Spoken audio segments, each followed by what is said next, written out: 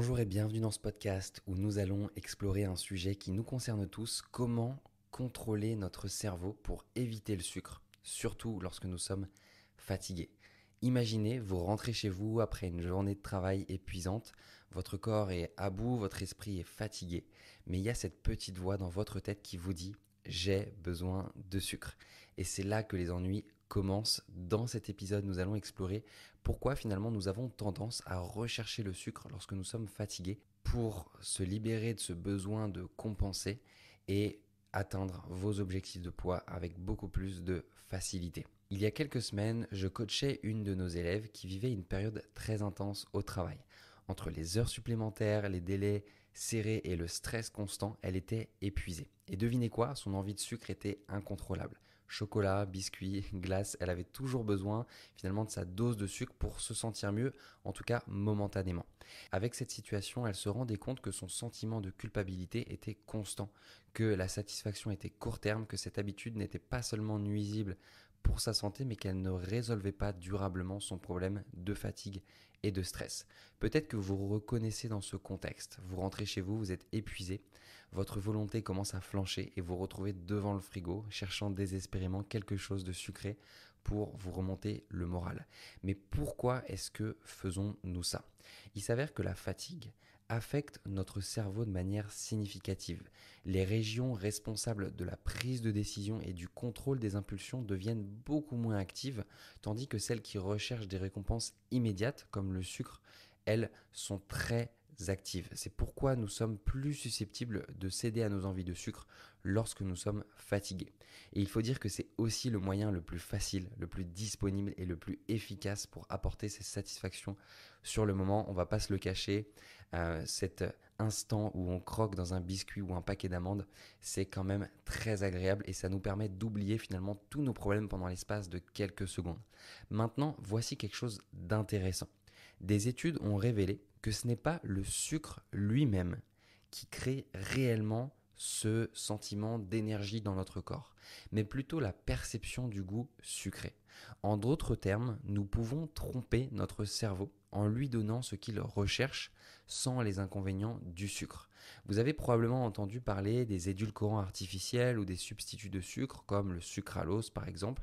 Ils imitent le goût sucré sans fournir les calories associées. Et les édulcorants, ils ont très mauvaise réputation. On a tendance à dire que c'est dangereux pour la santé, qu'il ne faut pas en abuser. Parfois même, on a tendance à penser que c'est encore plus mauvais que le vrai sucre. Et pourtant, si on regarde d'un point de vue factuel les études scientifiques, et il y en a eu beaucoup sur le sujet, eh bien, aucune n'a démontré d'effets réellement néfastes avec une dose qu'un humain est capable d'ingérer, même sur plusieurs dizaines d'années. Bien sûr, ce sera toujours mieux pour la conscience de les utiliser avec modération, mais contrairement à ce que l'on pourrait penser, ils ne présentent pas de risque pour la santé et personnellement, je les utilise quotidiennement pour sucrer mes préparations, mon fromage blanc, mon petit citron pressé ou même des pancakes par exemple. Donc j'ai envie aujourd'hui de vous apporter une petite technique concrète pour vous aider avec un plan d'action en 3 étapes afin de tromper finalement votre cerveau par rapport à vos envies de sucre lorsque vous êtes fatigué, assouvir vos besoins sans les inconvénients associés.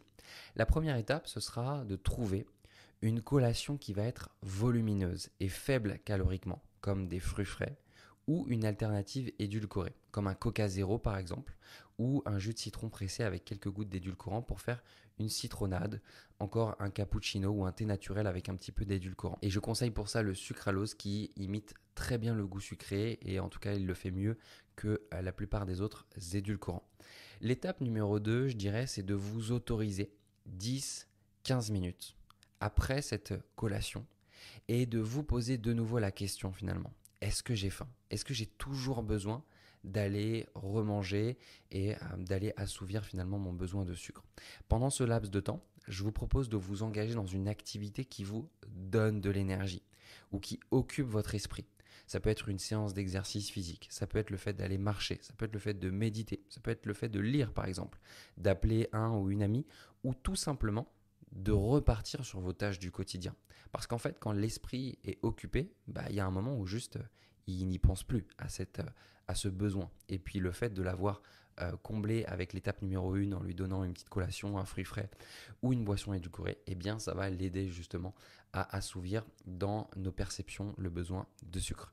L'étape numéro 3, c'est de se dire finalement si après ces 10-15 minutes, vous ressentez toujours une vraie faim, alors choisissez une option saine et équilibrée pour répondre à ce besoin et autorisez-vous à manger à nouveau en pleine conscience.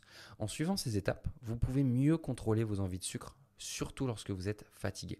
Chaque personne est unique, donc n'hésitez pas à expérimenter et à trouver ce qui fonctionne le mieux pour vous. Maintenant, je tiens également à préciser que ces techniques fonctionnent vraiment, mais elles ne vont pas toujours traiter le fond du problème, qui peut être émotionnel, qui peut être un besoin de remplir un vide plus profond, comme de la solitude, de l'insécurité ou de l'hypersensibilité. Dans ces cas-là, il va être important d'avoir une approche globale qui couvre en entier le spectre de la perte de poids. Pour ça, vous pouvez, si vous le souhaitez, réserver un bilan de 15 minutes avec un coach de notre équipe pour faire le point sur vos objectifs et voir concrètement si nous pourrions être les bonnes personnes pour vous aider avec notre coaching en perte de poids émotionnel. Pour cela, vous avez simplement à écrire bilan.kinecoachsanté.fr sur votre navigateur, bilan.kinecoachsanté.fr, et vous arriverez sur une page avec un petit calendrier et la possibilité de réserver un bilan offert gratuit avec un des coachs de notre équipe. Voilà.